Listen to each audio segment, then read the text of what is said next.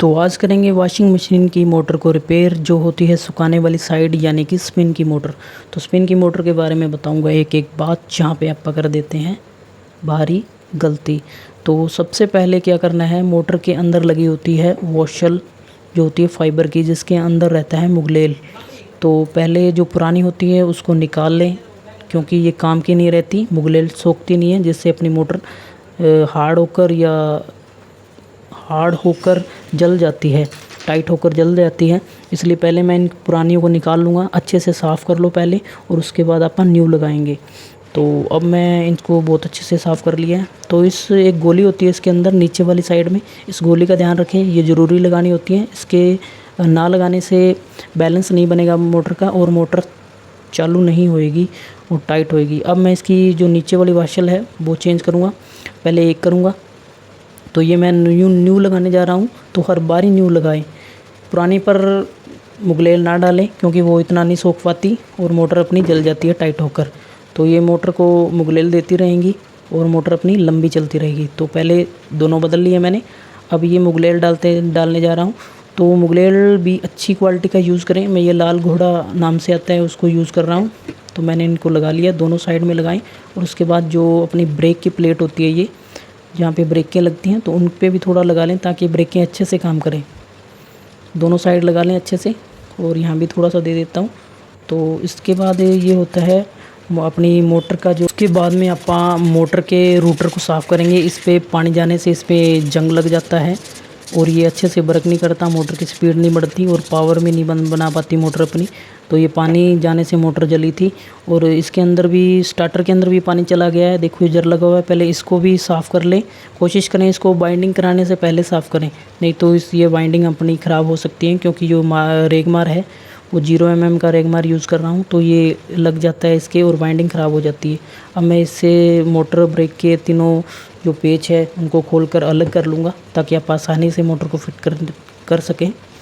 तो एक एक करके मैं तीनों पेच निकाल लूँगा इसके, और मोटर को अच्छे तरीके से तभी फिट कर सकेंगे।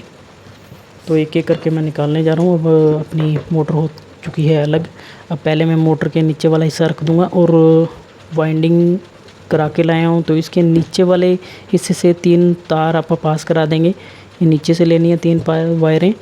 तो अब इसको थोड़ी सी हल्का हल्का ठोक लें, ताकि अपनी मोटर बिल्कुल ओके तरीके से फिट हो जाए, एक एक करके। और देखें कहीं पे फिटिंग प्रॉपर ढंग से आ रही है या नहीं आ रही। तो उसके बाद में रूटर डालते वक्त देखें, थोड़ा ध्यान दें कि अपनी मोटर इसके अंदर लग तो नहीं रही है, कहीं वाइंडिंग के साथ अटैच तो नहीं हो रही। अगर ये इन्होंने स्क्रैच किया तो मोटर जल सकती है अपनी मोटर। तो पहले मैं इसके रूटर को अच्छे से फिट करूँगा यहाँ पे। अब अपना रूटर फिट हो चुका है। तो रूटर में ध्यान रखें, मोटर का जो स्टार्टर होता है वो रूटर का जो लेवल होता है वो सेम होना चाहिए। हल्का सा भी ऊपर नीचे हुआ तो मोटर पावर नहीं बनाएगी, ये ध्यान रखें। और उसके बाद में मैं मोटर पे 3 निशान लगाता हूँ। एक ये नीचे निशान है, ये तीनों निशान लगाने चाहिए तीनों टापों पर, ब्रेक पर और नीचे वाले टापे और ऊपर वाले टापे पर।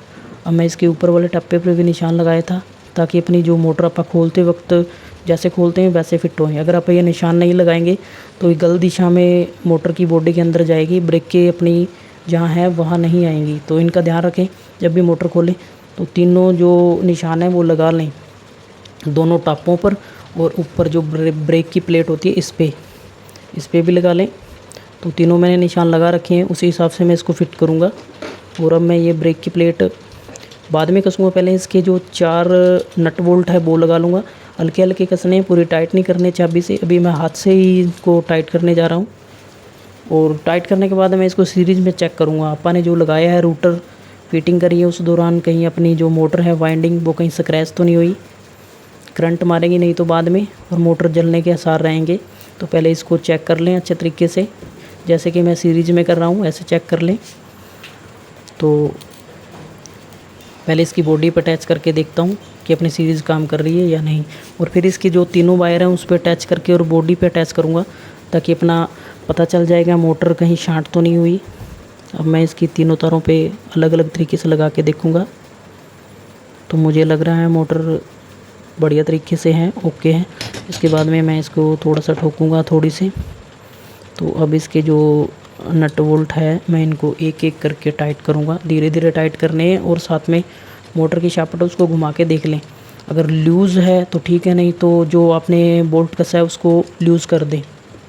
हाँ, इसको घुमा के देखो, हर बारी देखना है। जैसे भी पेच को अपन नट को कसते हैं वैसे थोड़ा सा हाथ से घुमा के देख लें। अपनी जो मोटर है लूज़ चलनी चाहिए, ऊपर वाली शाफ्ट लूज़ चलनी चाहिए।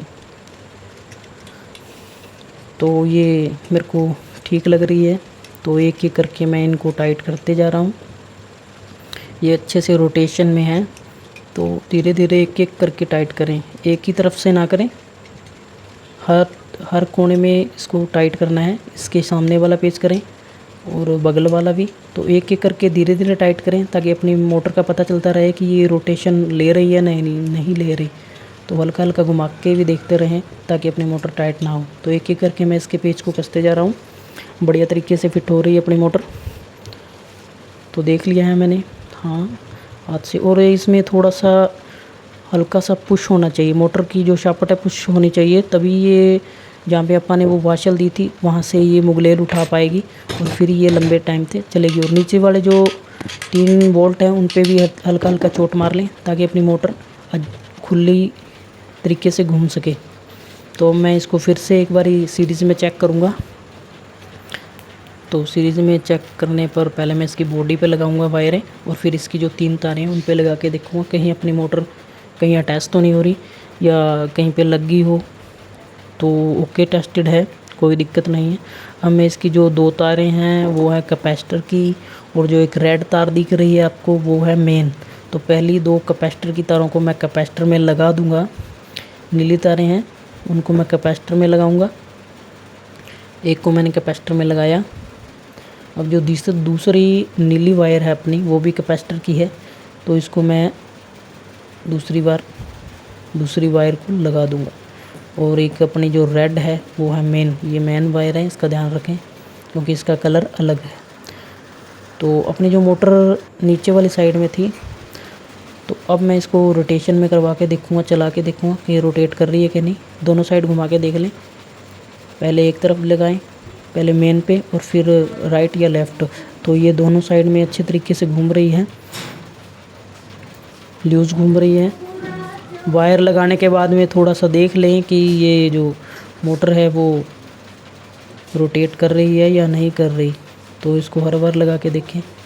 हाँ, ये अच्छे तरीके से वर्क कर रही है। अब इसकी जो ब्रेक की प्लेट थी वो लगा लूँगा। इसके निशान याद रखने हैं, जिस निशान से अपन ने इसको खोला था उसी निशानों पे इस पर दोबारा फिट करनी है ताकि अपनी ब्रेक है वो सही तरीके से काम करे। तो मैं ऊपर के 3 पेच होते हैं इनको लगा लूँगा पहले। तो अब इनको मैं लगाने जा रहा हूँ। तो पेच से थोड़ा टाइट करने जा रहा हूँ। हाँ, ये मैंने पेचकस ले रखा है, स्क्रू ड्राइवर कह लो चाहे। तो इनको तीनों पेचों को अच्छे तरीके से टाइट कर लूँगा। ये लूज़ नहीं रहने चाहिए, नहीं तो अपनी मोटर जब चलेगी तो ये खुल जाएंगे और मोटर आवाज़ करेगी। अब मैं मोटर की जो पुली होती है वो लगाऊंगा।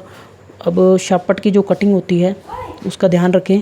ये पुली की नीचे वाला जो होल होता है, नीचे वाले होल की तरफ होना चाहिए। तो इसको इसके तरफ करके मैं थोड़ा सा ऊपर से पुश करूँगा, ये अंदर फिट हो जाएगी।